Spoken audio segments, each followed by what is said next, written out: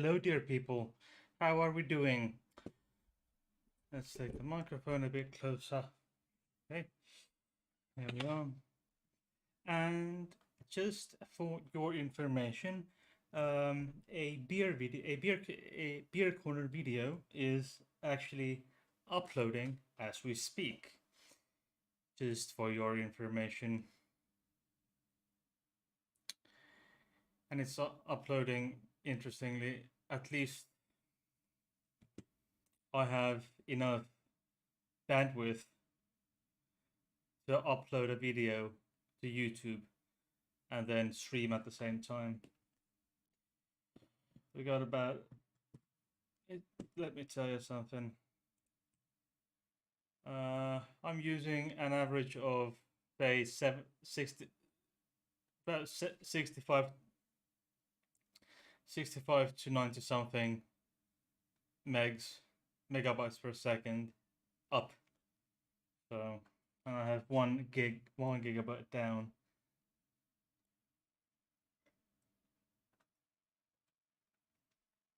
And it's actually this beer that I'm drinking here now. It gives you that little bit of burn like cognac would. It's a barrel aged Estonian imperial stout, or imperial stout from Estonia. So, and it's barrel aged, meaning it's been in after it's finished brewing, it's been aged in a probably a cognac barrel. So it gives that small kick, and this is 18% alcohol by volume. So it's really, really, really by far the strongest beer I've ever tasted. The strongest it has been 13.6. 13.6 ABV, which is um the what is it? Pimeö by Pohjola. Yes, Pohjola is a brewery and the brewery is in Petri 5, Tallinn. So okay, so let me get you some um it's it will come out on Wednesday, so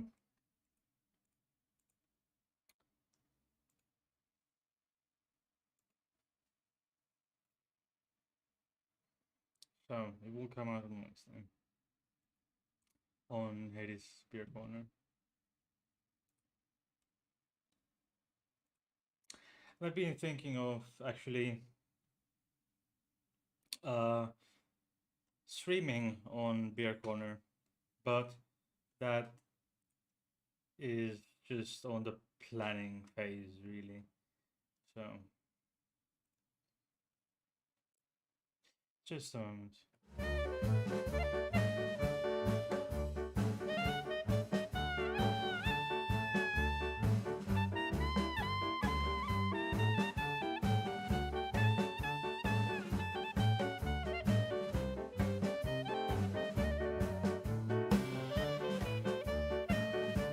Okay, so it's been a good while since the last Monday stream. It's been a couple of months at least. So good. I can't drink this stuff like on two gulps. You need to drink it with sips. Zip. Okay. Where do okay, I need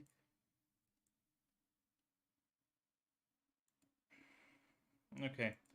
So, depression. What is it? It's according to American Psychiatric Association. Depression or major depressive disorder is a common and serious medical illness that negatively affects how you feel, the way you think, and how you act. Fortunately, it's treatable. Depression causes feelings of sadness and or a loss of interest in activities you once enjoyed.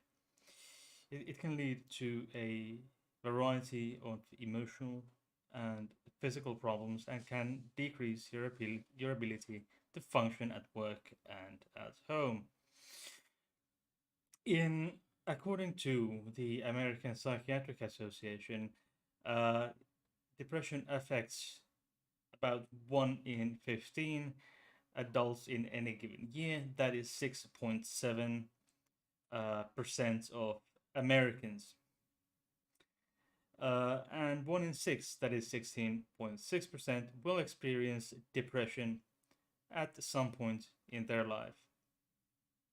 And it can affect in at any given time in anyone's life, but first appears during late teens to mid 20s, and women are, if you think with the binary, uh, men are less likely to experience uh, depression than women, and some studies show that 1/3 of women will experience a major depressive episode in their life.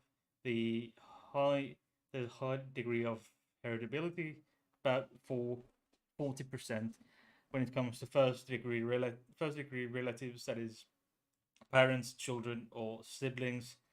So when one of them has depression, and with, let's say, elderly people, one uh, or there are several reasons as to why these people, the elderly, may or may not have uh, depression more than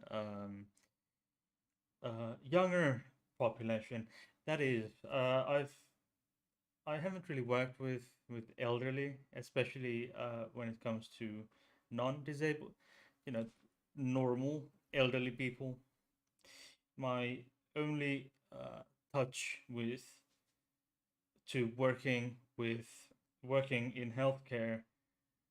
uh, in healthcare, working with elderly people is a retirement home or a nursing home for the elderly. 15 years ago, in 2008, it was my first summer job. Um, it was my first and so far the only proper contacts with elderly. I've had in later years, maybe in 2009, 2010, I had a few shifts here and there at the home care of for the elderly. A nurse goes round to taking care of medication and stuff for elderly people in their homes. So I've done that. It was 14 years ago, but that's it.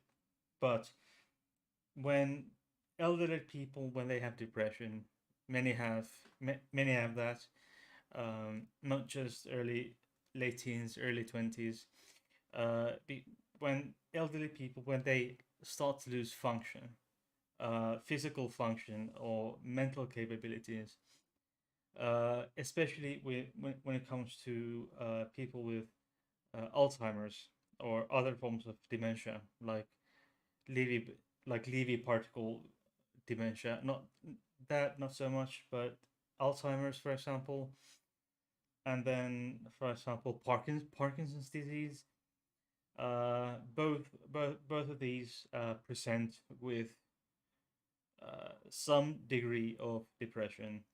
Um, I if my memory serves me well, when it comes to Parkinson's, it the symptoms are most of the symptoms are caused by the lack of, I think, dopamine in your nerve cells, and then you get all kinds of these the shaking and loss of motor functions.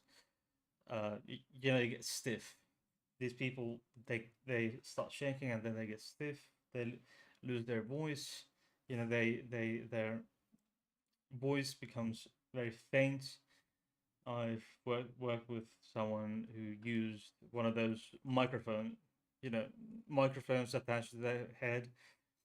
Those wireless, and then this person had a small speaker because he was able to speak, but the voice was so faint that he had to use this microphone to be able to be heard. And in that condition, they often with Parkinson's, Parkinson's patients in very early on they start using drugs called levodopa. I'm not sure if it's called that elsewhere, but in Finland it's levodopa, which but then the effect decreases later on, and it's very sad. But then it will cause depression because of the lower dopamine levels and the loss of ability, physical abilities to be able to walk, uh, walk, do things like cooking on your own, move on your own, go to the toilet on your own, and this applies to patients with ALS, amyotrophic lateral sclerosis. What Stephen Hawking had. What's called also Lou Gehrig's disease in the U.S. Um, with them, I've worked with a few in with few people with ALS, and based on what I've learned at school, etc., it's very common for ALS patients to get very, very, very depressed to the point of possibly being suicidal. Um, Stephen Hawking was open. Uh, he about his disease. He was known to have had a major depression episode um, in his youth. In when he got decades ago when he was first diagnosed and started getting declining physical abilities. It and then with people with, for example, uh, Alzheimer's, they get it's always a declining the of of physical abilities or mental faculties, or let's say with someone with Alzheimer's, or they know what's coming. They when they first when they don't even know what's going on. They don't understand. They get these confused. They get all confused. They forget things and so forth. They get anxiety. They get depressed. Um, and then one is Huntington's disease, where it's a degenerative disease, and for example, behavioral issues, motor functions, mood mood mood instability, emotional instability affects a lot of things and is inherited. So basically, for example, if your mom has it, I think it's inherited from mom to children. So if your mom has it, you got 50-50% of getting it. Some want and you can te- there's a gene test for it. Some want it, some don't, but people just don't want to know, and it causes depression. And you're if you're healthy, but you're going to get it before you turn 40, uh, and die before say 55, that can be depressing. It's normal, it's humane to have depression. Um, for example, in when the depression begins in for example, childhood or adolescence, um, and at any time really. Uh, it can at any point in your life when you get depression, it can be triggered by some sort of trauma, emotional trauma, physical trauma. People with PTSD, for example, former soldiers may have PTSD. Victims of well, I don't want to call say victims, but rather survivors of domestic abuse or domestic violence may have PTSD, and people that includes depression. And so people from all walks of life, from childhood to your deathbed, when you're as an old person, everyone can get uh, depression, and there's unfortunately there's a huge stigma to it, and much of the stigma comes from a lot. It has a lot to do with some very misguided societal views that people with mental illnesses are different from everyone else, and that they can choose to get better only if they just wanted to. And I've heard this many times myself, because I've battled with depression most of my life so far. So I've heard that before. Just you can be better if you want to. Just, you just gotta want it, and it's and because of these types of detrimental, misguided views in society and people, more than half, according to World Health Organization, do not receive help with their disorders, and it this kind of stigma can lead and will often lead to strong preference of privacy. And as of let's um, yeah, Nimrod says, "Hey, I was told that Alzheimer's is a type of dementia." Well, Alzheimer's is one of the most. It's a cause of dementia. Also, the dementia, loss of memory functions, but there are different diseases that cause dementia. For example, Huntington's disease can cause uh, depression. Um, that's can cause dementia and does cause dementia. Um, for example, and then Levy particle disease can causes um, dementia. Alzheimer's causes dementia. Certain neurovascular um, diseases cause dementia. And as far as I can tell, my grandfather had dementia towards the very end of his life. Uh, to some extent, he probably had to some extent, um, because he had so many cardiovascular issues which altered his brain chemistry towards the very end of his life.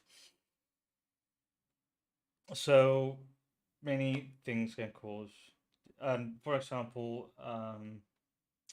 Sanfilippo disease, which is also sometimes referred, sometimes in the U.S., especially in the U.S., somewhat mistakenly referred to as childhood Alzheimer's, but it's loss of motor functions, and loss of um, um, neurological functions and causes memory loss in children, young children, from say the age of 4 onwards, from around age of 3 or 4 onwards.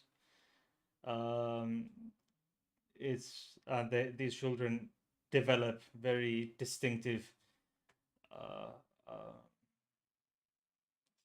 physical features as it begins.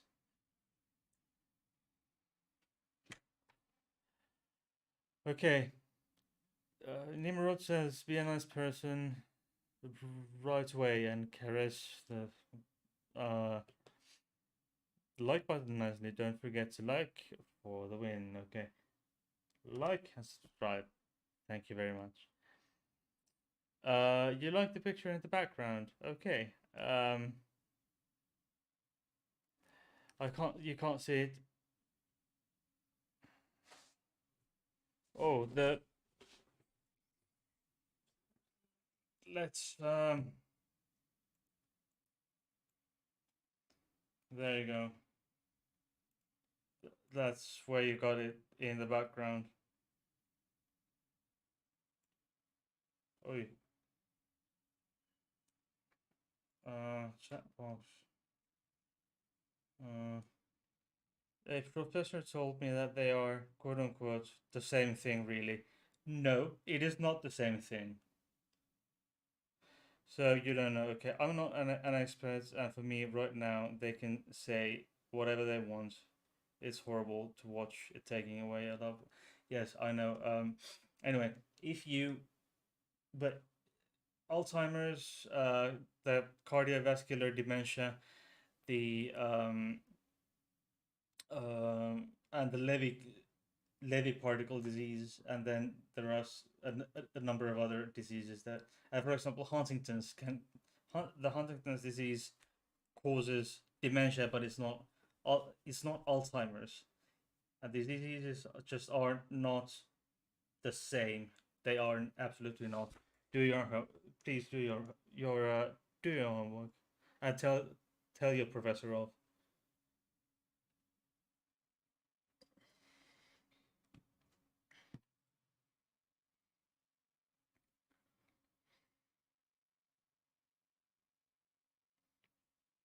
So, info links, Patreon, PayPal. Okay. What we have here? Woody Guthrie had Huntington's. There's been a law change in Ireland recently so that people with dementia are not deemed incapable right away, but now they are deemed capable until proven incapable. Yeah, the law we've had it. The situation we have now is that in Finland that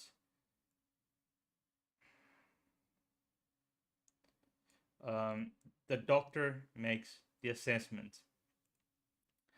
and is the doctor that decides if a person is if the person is capable of doing going on as usual, just go on. They may even drive until proven otherwise. Michael J. Fox has Parkinson's. Yes, he does. I know. Uh, okay. Hashimoto's disease also causes dementia like symptoms. To the professor is my mom's dementia doctor. Okay. Anyway, dementia causes it's very often that it causes um, depression. So let me okay. I'll give you 30 seconds. Um, as of 2021, which nation is the most depressed nation in the entire world based on statistics? Starting now. 30 seconds.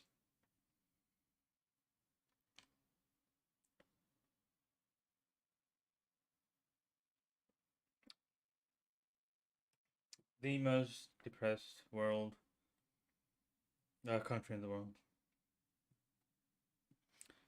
US of A. No. Incorrect. Incorrect.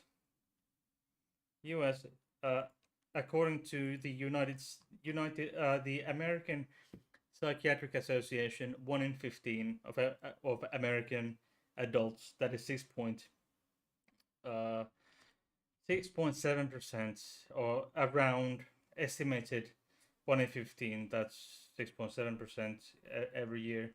Globally, that's a bit lower. I think it was 4 point something percent. But no, the US is not the most depressed nation on the planet. But the answer for you people, Iran is the Iranians are the most depressed people on the globe.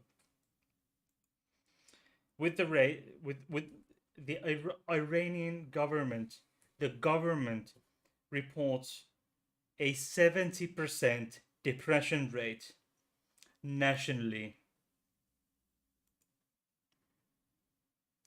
There you go. Finland, by no means, no. Finland is by far not the most depressed country in the world. The Iran.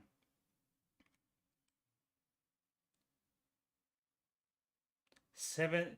I mean, usually the dictatorships and the totalitarian governments like Iran tend to tone it down. Uh, if usually the usually these totalitarian governments, starting from North Korea to Yemen, Turkmenistan, Iran, etc., they tend to tone it down. They tend to underreport it. But if the Iranian government reports 70%, it might as well be. It The possibility is that is even higher than the government reported 70%. Um, yeah, because governments do that. Governments falsify the statistics. But if the government, we know the stand that usually the the totalitarian Muslim countries take, and Muslims in general take on mental health. I think that the Iranian government is toning it down. They're turning it down to 70%. It could be 80. It could be 80 for all I care.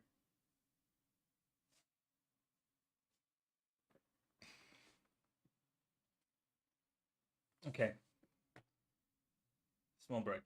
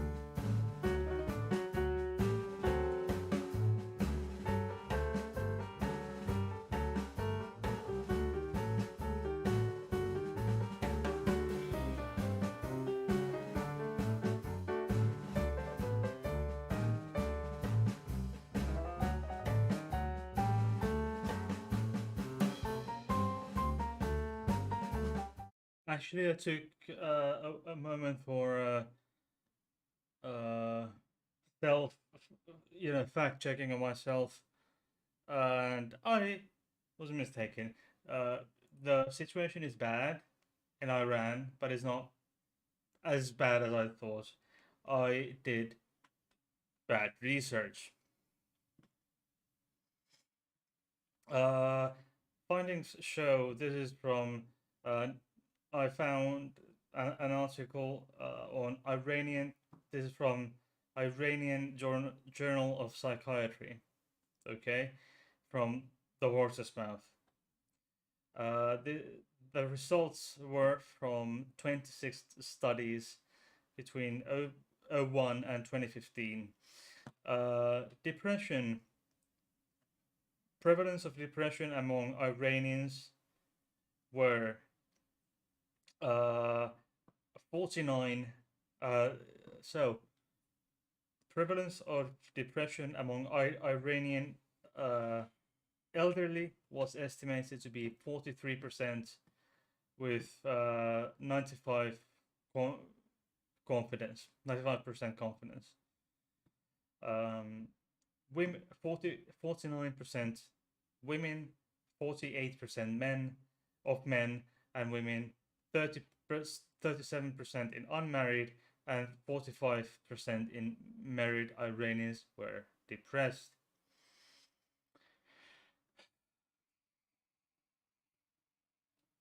So there we go. 49% of women and 48% of men in Iran from the horse's mouth. Iranian Journal of Psychiatry uh, shows that they are depressed. But that is still way, way much more.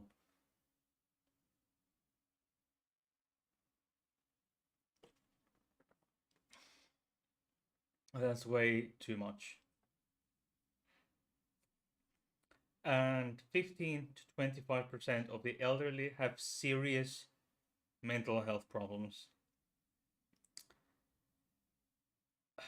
And depressive, and they go on to say depressive disorders are one of the most common psychiatric disorders of the 20th century, particularly in nursing homes, with prevalence of 43 to 86% in Iranian nursing homes. So yeah, go good healthcare, Iran. So that is interesting. So it is really, really. Um, the highest prevalence of depression among Iranian elderly was 86% in the study of Taban et al. Of 2001. So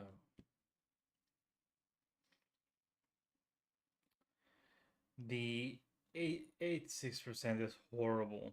It's 86.4%.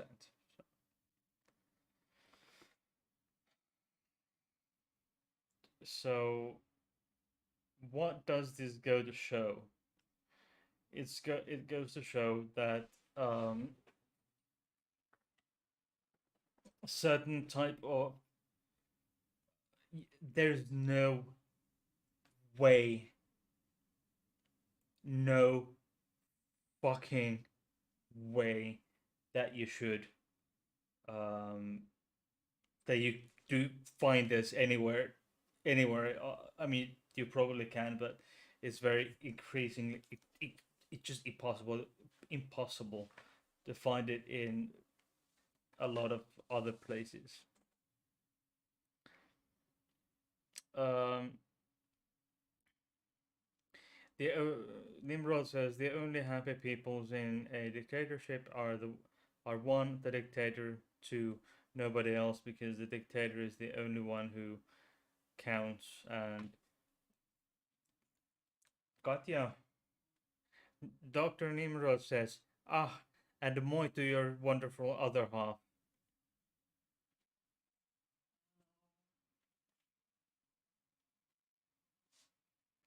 Happy popular. Uh, by the way, your beer video was just announced by Deep Thoughts. Thank you. Okay. If you ever notice it doesn't post, DM me. Okay. Happy population works harder and doesn't want to emigrate. Precisely. But the elderly do not have the the possibility or opportunity for that. So depression is just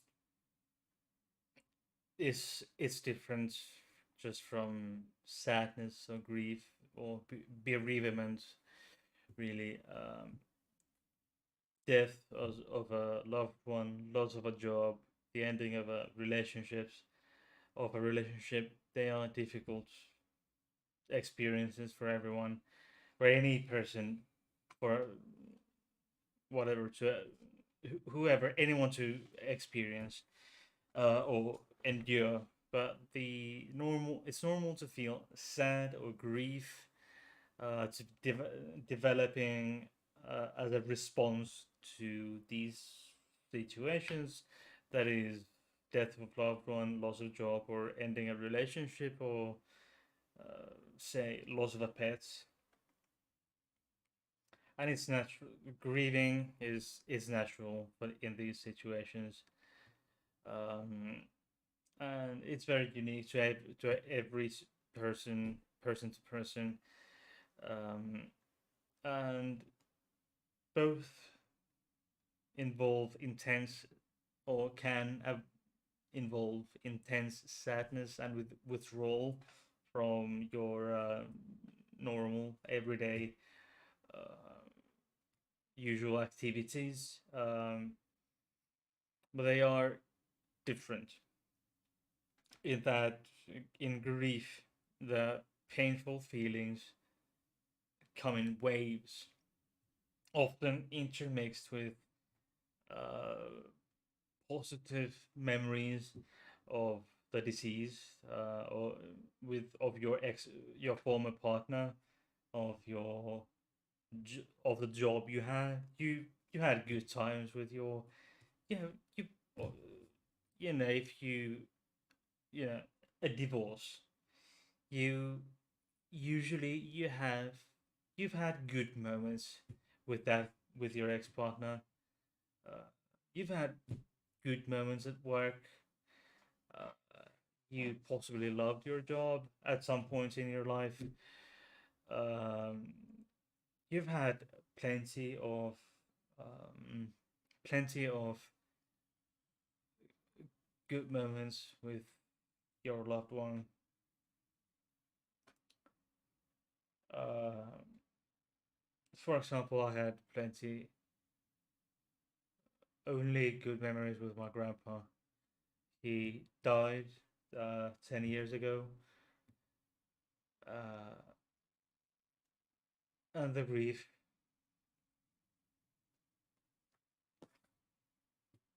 still hasn't gone away. And in grief, your self esteem is typically maintained more or less.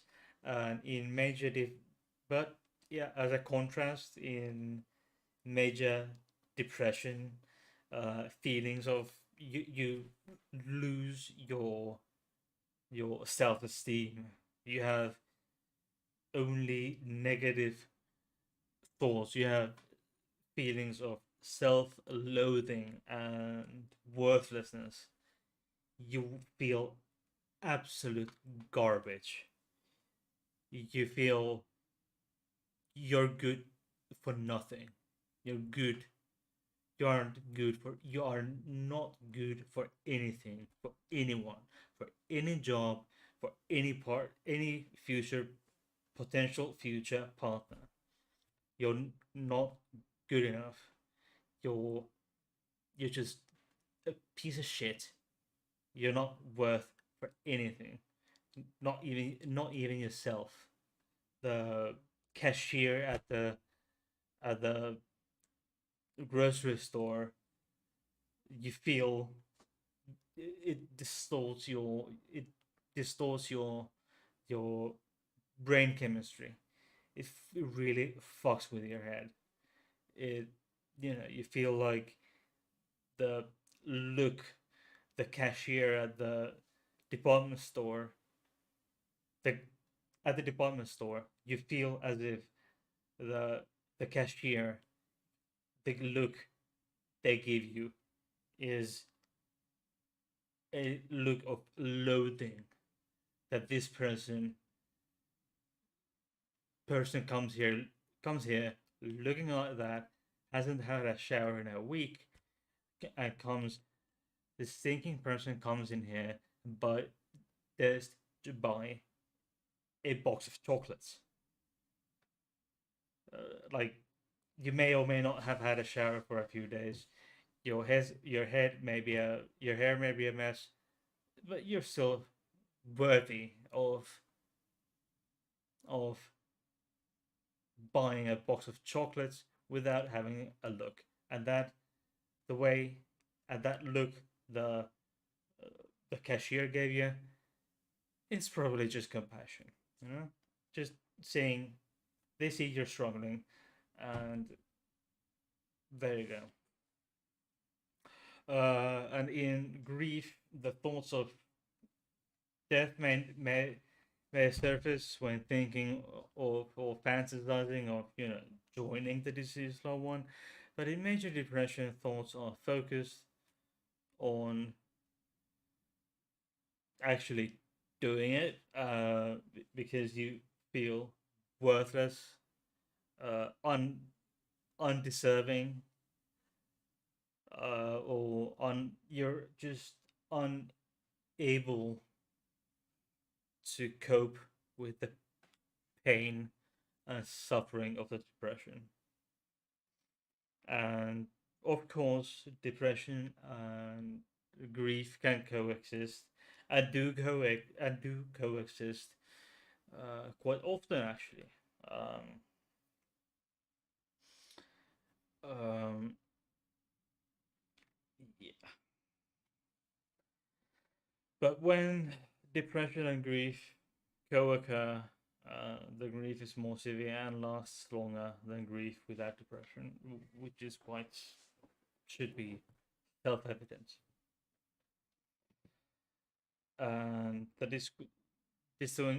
distinguishing between the two is important, and can help distinguishing between the two uh, is important and in many ways, but in more than one ways.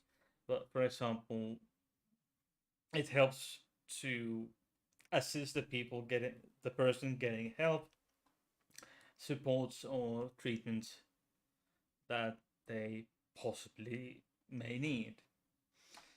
Um, it can affect anyone, even a person who appears to live in somewhat relatively uh, ideal circumstances. So you may you may have encountered um, situations where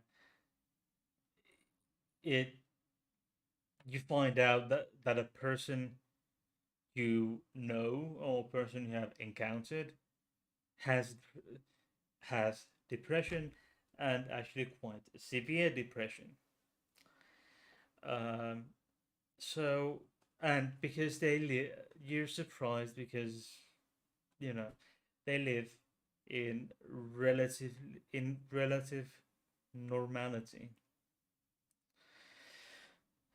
because you cannot the play because depression is an illness of the brain. You cannot see it. You may see it because you may see the person looking untidy, the person maybe gaining weight, a lot of weight in a relatively short period of time. That could but that could tell you something about a an entirely different story. Maybe the person has a physical ailment, a hormonal imbalance, some endocrinologist, some problems that require an endocrinologist to be called into the game. But if the person may not have a may not have a shower in a week, maybe retreating from social situations, maybe uh, okay, autistic people do that. But if a person suddenly starts doing that, it may be a sign of depression. But it's biochemistry, it's neurochemistry, because several different factors can play a role in depression, in the development and the sustained depression. It's biochemistry, which is differences in certain brain chemicals in your brain that contribute uh, to symptoms of depression. For example, serotonin imbalance, and many many typical antidepressants are serotonin reintake inhibitors. And there is also a uh, genetic uh, component to this, because depression can run in families. For example, if one identical twin has depression, the other has about here and about 70% chance of having the same illness sometime in their life. And there's a components of personality. People with low self-esteem, who are easily overwhelmed by stress, or who are generally pessimistic, appear to be more likely to experience depression. And there are obviously environmental factors, um, because there is the with many psychiatric illnesses, there is a genetic um, in your genetic makeup. You have this uh, there's genetic susceptibility, like here with depression, and for example with bipolar disorder, which has a high genetic um, genetic component to it. There is up towards at least closer to 20% at least of the reasons you get you get a bipolar disorder is genetics. And there are the environmental factors. That environmental factors are what triggers the illness, say depression, uh, bipolar, schizophrenia. There is always an environmental trigger, because no one is born with any given psychiatric disorder.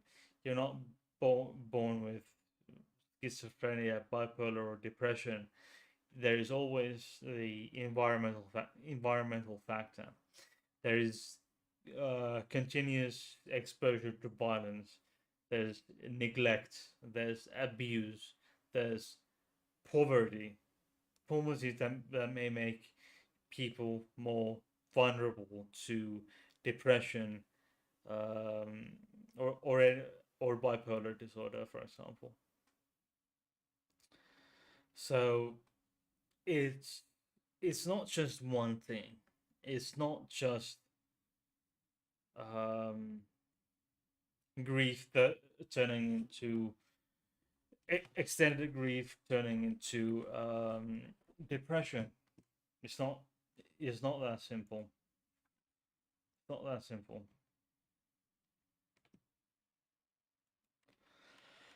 Yeah, genetic predisposition. Yes, that's what I was. Uh, that was that's what I was looking for. Um, okay. Jens says, Katya. Jens says, um, Katya wearing her summer haircut, looking good. Uh huh. Thank you. Dankeschön. Uh, okay. Nimrod says, very, very intense emotions, and I'm speaking from experience, and that my ma'am forgets about my dad every day for the last year. Um, that has that has to tougher the deal with anything else since his death. Bowie says workers dealing with adult babies entitled Karens are very depressed. I can imagine. Nimrod says I'm very lucky that I have been seeing an amazing therapist and I have my resources to deal with the fucked up feelings, but it's it's still very difficult. And continues, I've done all that and still do some days because a smell of an item of his or even a buddy Holly singing trigger a memory. Sometimes it goes over quickly. Other time 2 to 3 weeks. Happy to help.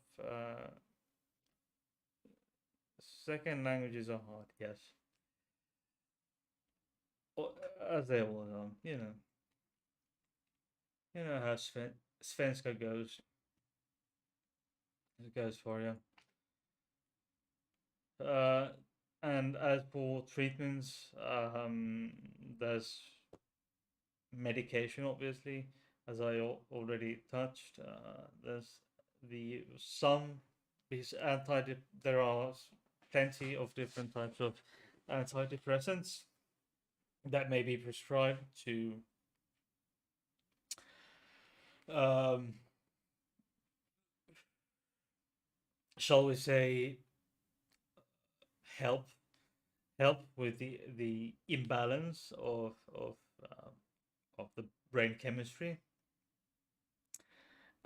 These just as I said, these are, for example, uh, SSRI medications, rather serotonin reintake inhibitors. Um,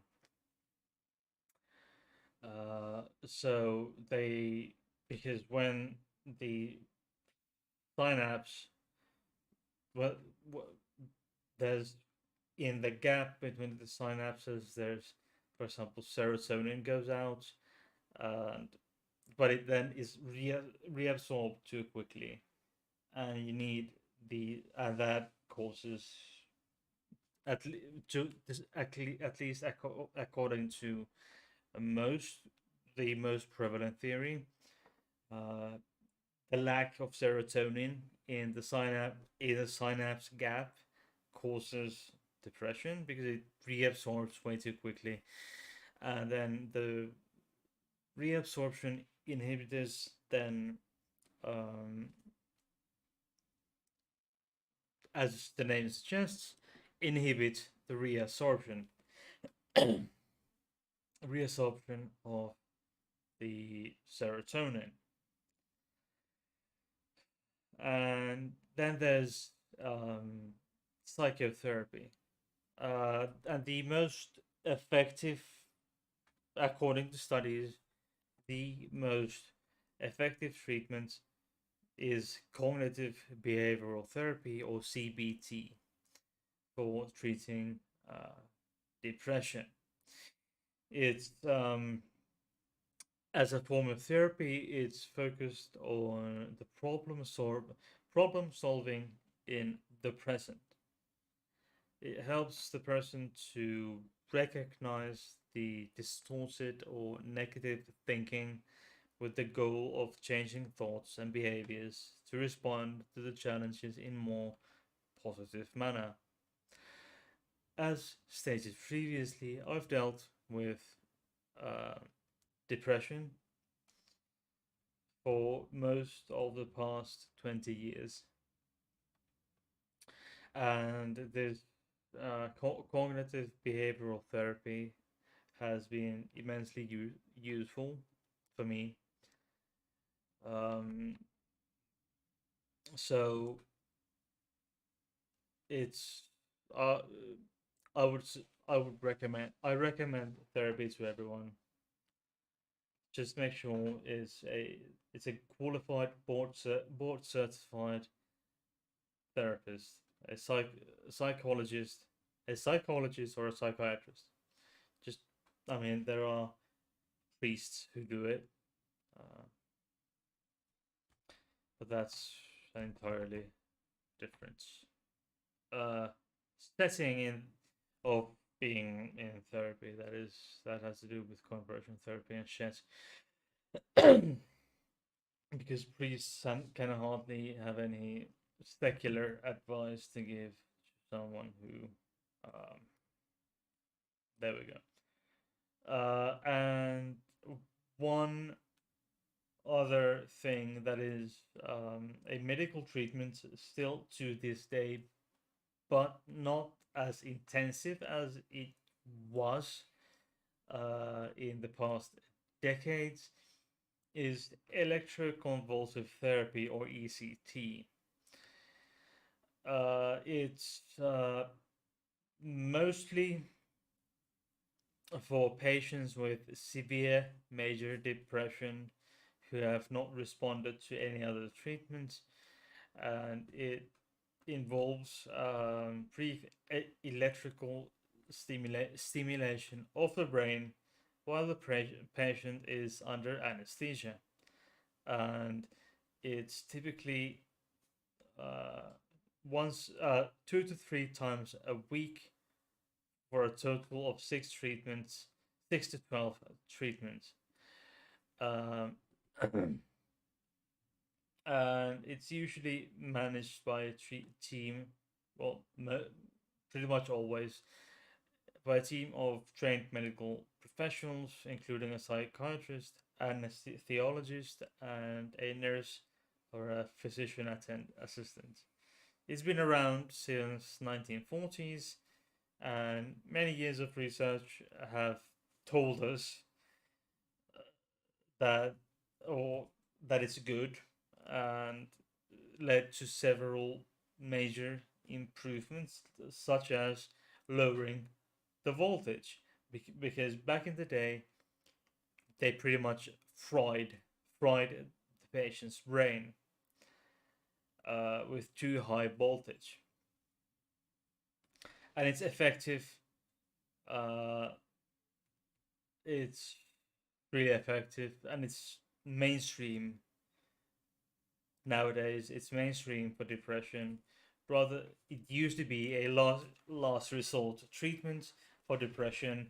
Let's say in the 1940s, 50s, and 60s, when they actually gave them several times the voltage they give the patients now. And back, back in the day, they may even have given the shocks to patients when they were awake. So there you have it.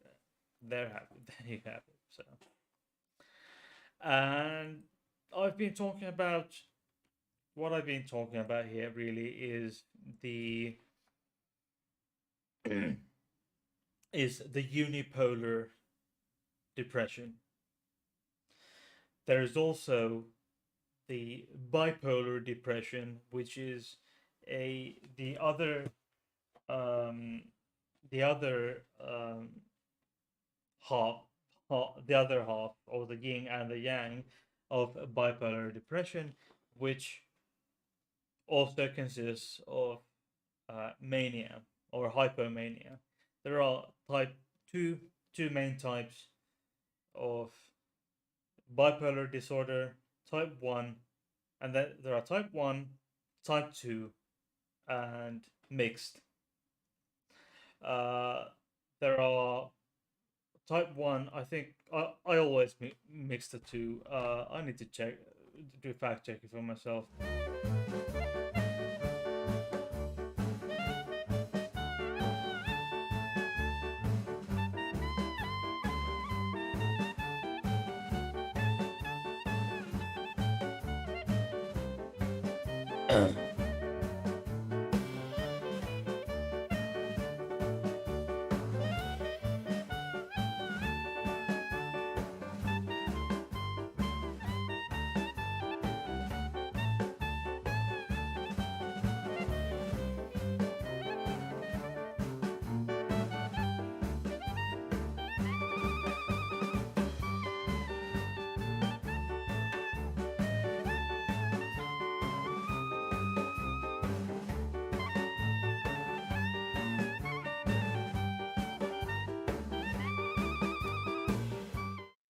Okay, so uh, oh well, there is um, actually several of what I wasn't even aware of. I should have looked this up, but I didn't mean to go into bipolar because it's different from depression. But there is the depression. Uh, um, be- because I was planning on doing just unipolar or the regular depression, but there are bipolar one, which um, is mania based, means that you have at least one episode of mania which has lasted longer than a week, and some depressive episodes too. But although not everyone does have does and bipolar 2, if you've experienced both at least one depressive episode and symptoms of hypomania that have lasted at least 4 days. And then there is something called cyclothymia. If you've experienced both hypomanic and depressive mood episodes over the course of 2 years or more, and your symptoms aren't severe enough to meet the diagnostic criteria of bipolar 1 or 2. It's hard to get because, you know, because your symptoms are not serious enough, quote unquote. And rapid cycling bipolar, um, you may, and this is from mind.org.uk. You may be told that you have bipolar 1 or 2 with rapid cycling if you've experienced 4 or more depressive, manic, or hypomanic or mixed episodes within a year. This might mean you experience episodes of mania or hypomania followed by episodes of depression. You may feel stable for a few weeks between episodes, and for example, you may cycle between manic and stable. You've experienced episodes that last months, weeks, or days. And some bipolar 1 or 2 may uh, experience uh, the this type of rapid cycling in their lives.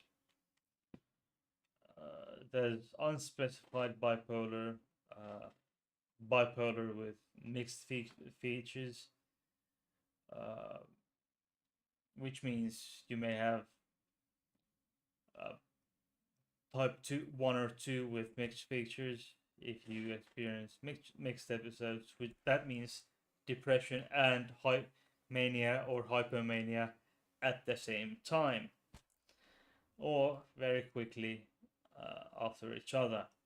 It's sometimes called mixed bipolar state or mixed affective bipolar, and then seasonal, etc. So there's mania and depression combined. So one bipolar 1 and 2 are the most, by far the most, um, most common uh, types of bipolar.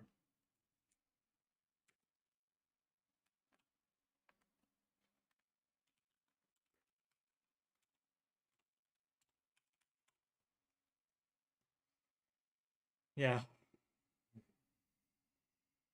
Okay. Just a moment.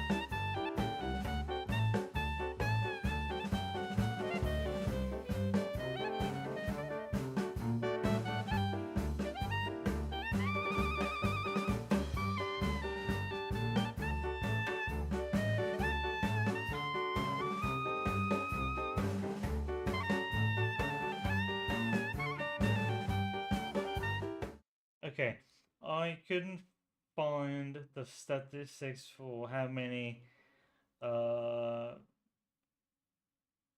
th- that how that the proportions of how many have type 1, 2 and so forth.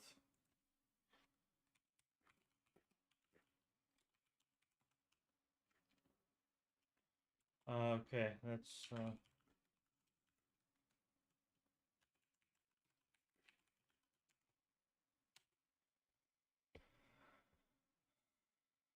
okay,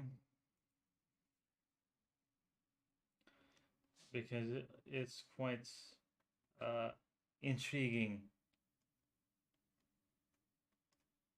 It's quite intriguing, bipolar disorder. Um, the fact that okay, okay, let's go for the comments. Nimrod says, I never like the anxiety and depression drugs. They just took away all feels and mad. My thoughts go away completely. Not fun, and I just wasn't being me. But the doctors told me I was wrong. Right. Okay. But then I met the best therapist I could have met. We clicked, and he helped me so much. I'm not cured, but sometimes you'll be cured. Okay. Uh, but he told me the tools. He gave me the tools to help me get my past darkness. Bowie says electrical convulsive therapy can erase memory if memories. Yeah, there is actually uh, after just shortly after there is amnesia or the there is some loss of short-term memory, not long-term but short-term memory. If you know, very short, shortly after the treatment. Nimrod's replying, it's not used here in Ireland anymore because that I know about because it was abused extremely badly, even used on mothers with postpartum depression and didn't go well in the long run. Here in Finland, it's used actively. I know someone who has gone through the treatment or has had the EZT. So most patients get amnesia from it because the voltages was too high, and those mothers now are now in fighting. filling are now filling nursing homes with dementia and Alzheimer's at all. If the voltage is too high, then those are possibly outcomes of electroconvulsive therapy. Now, let me tell you something. That that is a thing in the past. You know that in Western countries, so or let's say in civilized countries, that's a thing of the past. Hey, Tisky Tusk says, okay. Did you do ABBA during the week? Okay. Uh, and there we have it. This stream has been a lot longer than I anticipated. Now, there will be a beer video. Uh, there will be a beer video on Wednesday. There will be the beer that I just finished will be up. It's an imperial stout, 18% alcohol by volume, so it's quite heavy stuff. So,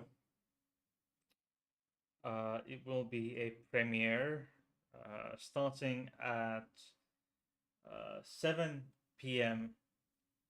UK time. It's a bit longer. It's about 17 minutes or something. Let me get you the accurate information.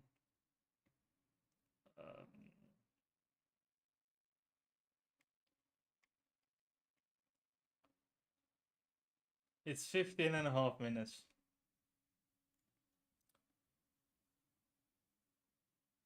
Have you tried the Scottish beer that's around 73%? No, I have not.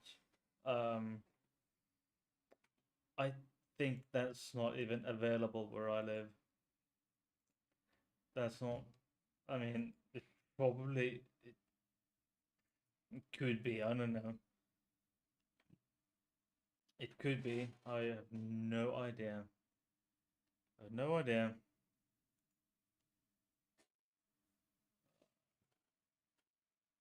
I don't know.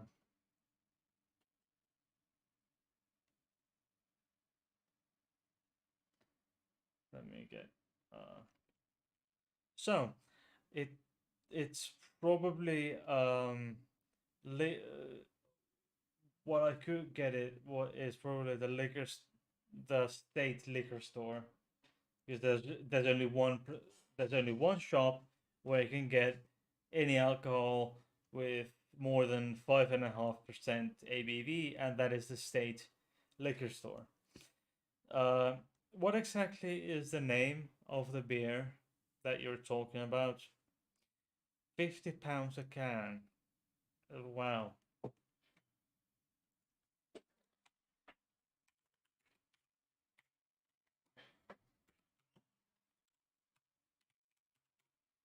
What is that called? Beer sapien. Satan. It's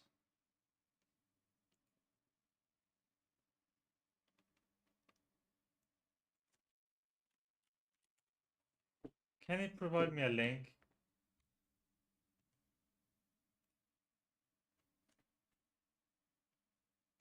Can it provide me a link? It's called Beether Fire.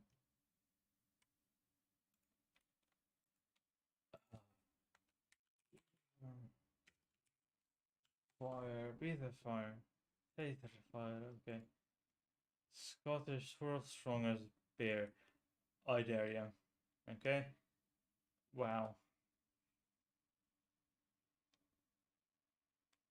Do not. It has. Oh my fucking god. There's a sticker. Dude, this beer is strong. Do not consume 30. Do not proceed 31 milliliters in one sitting. Oh, come on, man. Well, this one is from 88brewery.com. It says the 30, is that 30, it's 40 euros or 40 pounds. There is, uh, it says, due to the extremely high alcohol content of the beer, we recommend that you enjoy Scottish Fire responsibly. No shit, Sherlock. Come on, man. Drunken.co.uk. What is it? What do they want for it? It's 40 UK pounds on drunken.uk.co.uk. Okay. On Amazon, they want 55 quid. So Later Fire. Okay. Yeah, it's not available. It's not available in the in the Finnish system of liquor merchants. Bear. Okay, whatever, man. Sorry. Could they not have rounded up the number and made it 80, or would that just be a crazy idea? Yeah, serious liver failure and possible damage to the bladder. Yeah, it means Jack and monster. All right. By the way, um, can you hear my audio? Okay.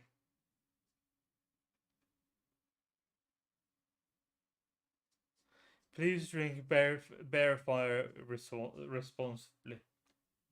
Yeah, that's what I was talking. Hey, can you hear? Have you been able to hear my audio? Okay. Um, I mean, in the past, say 5 minutes, has there been any problems with the audio?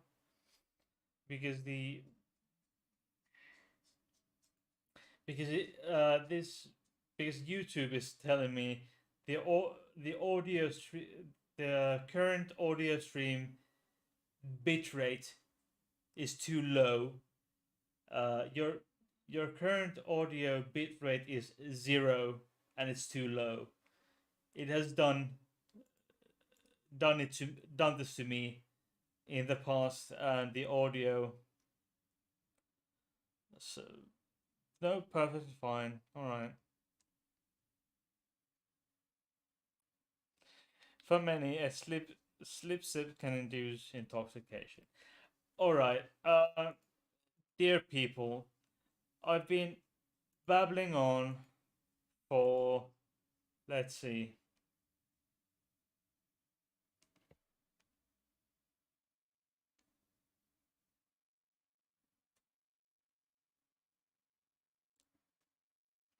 it was there's been. Jan says it sounded like someone was clearing their throat twice, but that was very short birth times. Nothing noticeable to me. Everything, not even a single snap, crackle, or fizz. Okay, wonderful. Uh, anyway, I've been going on for an hour and 20 minutes and change. It's time. It's time for me and Bertil to go to bed, and the dog is sleeping. I think it's sleeping, and could have been something different, something from the window though. Yeah, it could have been. It could, there's been a bus because there's a bus stop where where it's just terminus of of a bus line. So bus 95, I think.